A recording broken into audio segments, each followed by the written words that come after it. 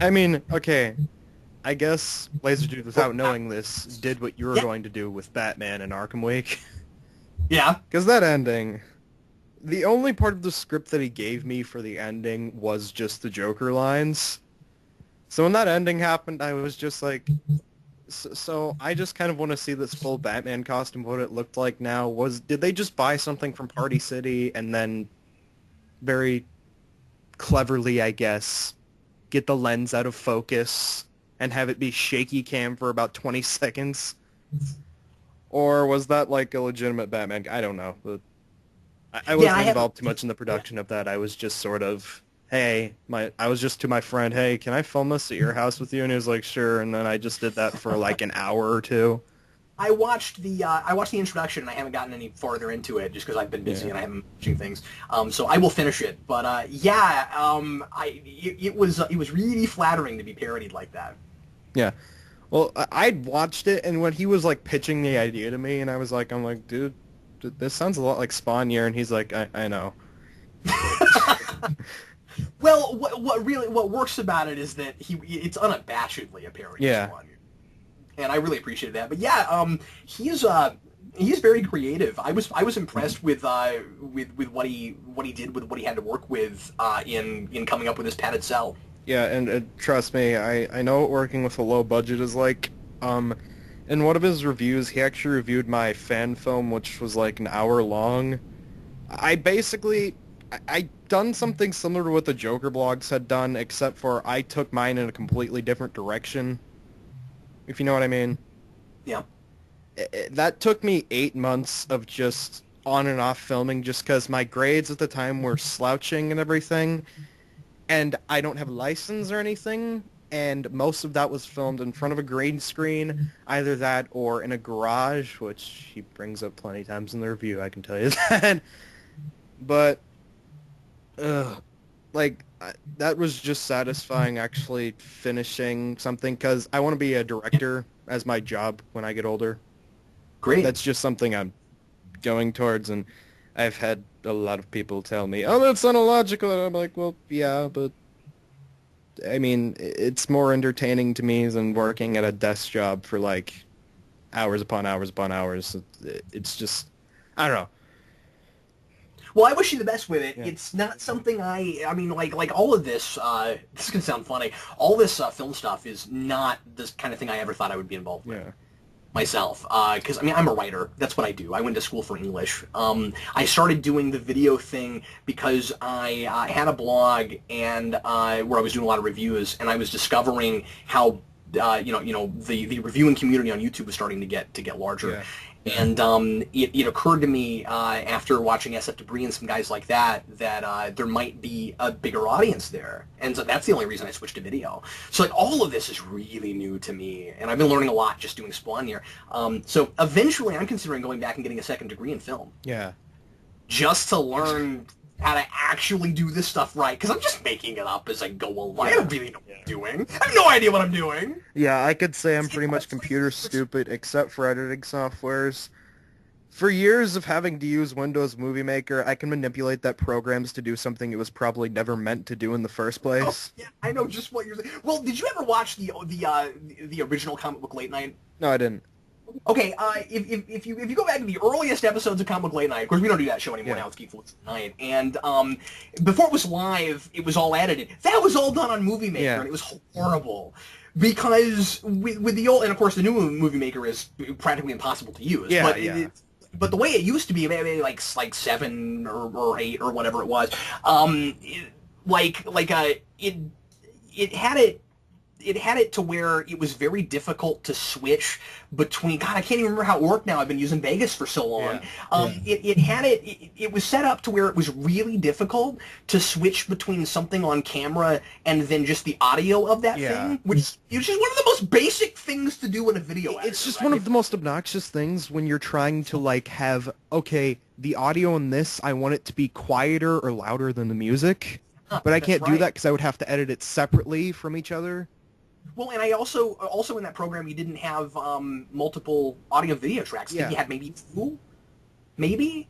I forget, but anyway, yeah. So late night was the thing that made me switch to Vegas. I was like, I can't do this anymore. This is ridiculous. Once I got more ambitious, I realized I was trying things that program was not meant for. Yeah, yeah. I mean, okay, I used that for stop animation for 4 years. Oh no! That Well, was and like, not making fun of you or anything, but I laughed at myself when I finally bought Vegas. I was like, $50. I didn't know it was that cheap. I Like, I know. would have done this months ago if I'd known that. I was just, you know what I mean? And I mean, like, $50 might sound like a lot of money, but I mean, like I in the know, grand I scheme, know. it's not. You just save up for it, right? I mean, that's not even a video game now. And I was just like, oh, come on, man! Why didn't I do this months ago? I know. Stop animation, the way it works on Movie Maker, if you have more than 500 pictures at a time loaded onto that program, you move one, stops loading, and then the program crashes, and you have to turn off your computer. Well, I know just what you're talking about because I used to edit Superhero Rewind on it, Oh. and I had to put in a lot of stills for that. Oh my god. Yeah, I know how you feel. Like, I Uh, tried doing just like a regular movie review once on that, and it was just like sort of frame by frame. And the thing about like a lot of even editing softwares, because I have like the biggest hunk of crap computer that I probably shouldn't have half of these programs on. They shouldn't be able to run on it. But like I hate like editing the video now because it lags while you're trying to look over footage in the small little corner window. Yeah. And it did that with Movie Maker, even on like a good computer and everything. And I hate how sometimes if you'll click on something specific, you can trigger it to automatically crash and then not work. And I'm just like my friend once was on my computer and he was about to like, I remember specifically on my older computer, it used to be if you tried to delete part of a track or something and you like pulled back and tried to like do specific little things, like I knew like it would automatically cause it to crash. My friend did that and he's like, dude, what's wrong with your computer? I'm like, dude, I just got this fixed because I used to unplug this thing too much and it got stuck on the infinite startup screen and you're just making me want to do that again. See, I can understand why the Enterprise needs a self-destruct mechanism, but not that. Yeah, it's... Anyways, back to questions. But, wow, okay, I lost my train of thought for what I was going to ask. This sucks. Yeah. Whatever, I'll just think of something, yeah. The moral of this story, folks, is Sony Vegas. Not that expensive. Yeah. Or, I mean, there's other good editing programs too. Don't get me wrong. That's the one I use them. yeah, Pinnacle was like a lifesaver for me. It Yeah. may have been $80, but it was just so worth it.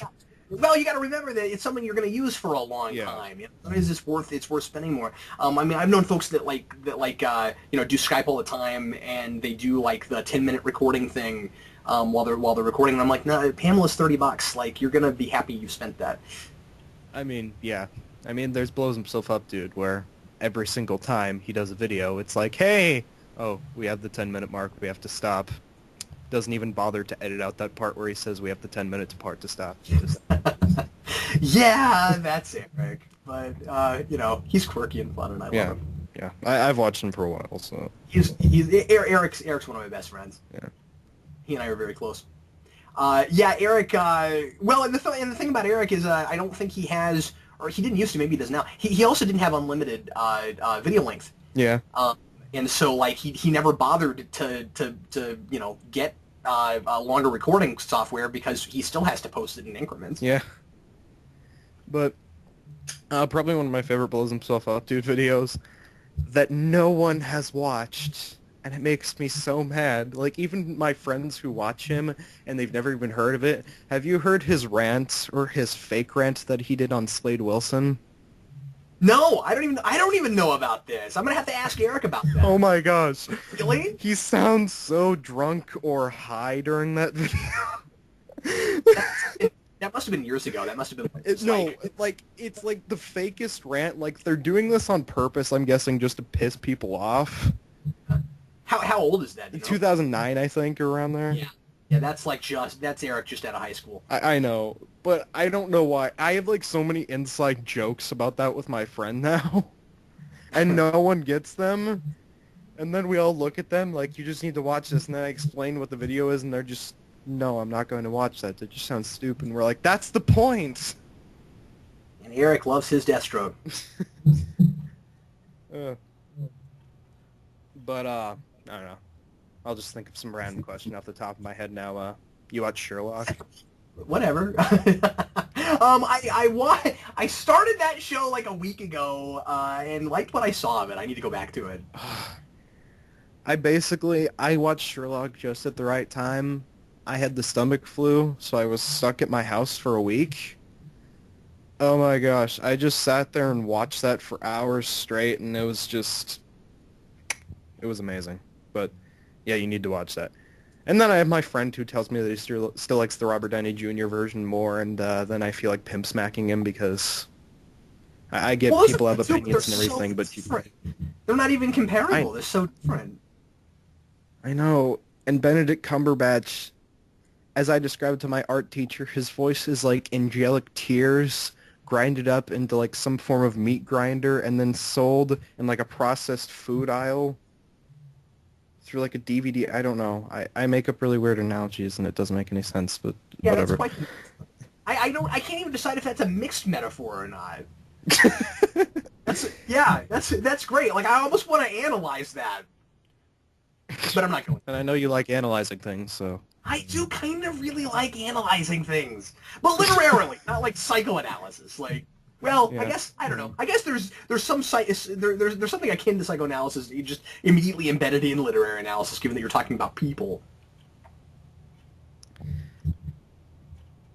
Oh, I just remembered something. But anyway, I was going to tell you about. Probably one of the best things I think I've ever forced a teacher to do. I forced my art teacher to read Batman R.I.P., having no prior knowledge about Batman, like the specific storyline that was going on before that.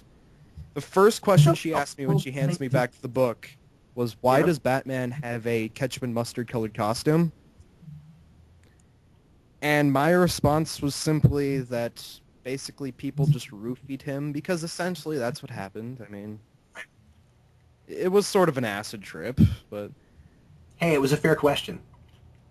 yeah. I mean, I have a figure of the Batman Zero thing, and it comes with like the little Batmite, and it's standing on my shelf